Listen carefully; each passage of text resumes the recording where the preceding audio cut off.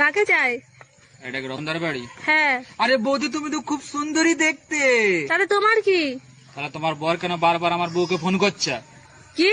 আচ্ছা বলো তো, স্ত্রীকে অর্ধাঙ্গিনী কেন বলা হয়? বিয়ের পরে স্বামীর ধন সম্পত্তির অর্ধেক ভাগ পায়, তাই অর্ধাঙ্গিনী বলে। আরে গাধা, বিয়ের পরে স্বামীর অর্ধ অঙ্গ স্ত্রীকে দান করে দেওয়া হয়, তাই অর্ধাঙ্গিনী বলা হয়। তাইলে তো অর্ধ অঙ্গে পিটানো জাহেজ আছে, তাই না?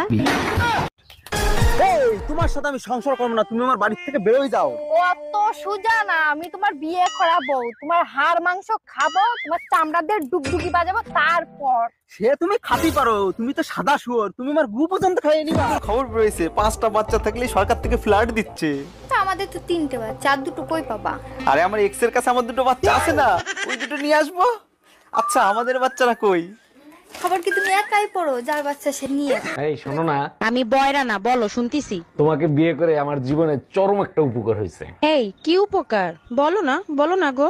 এই জীবনে যত পাপ করছি তার সাজা এই দুনিয়াতেই পাইছি। কি বললা তুমি? এই তোমার ফোনটা ধরো।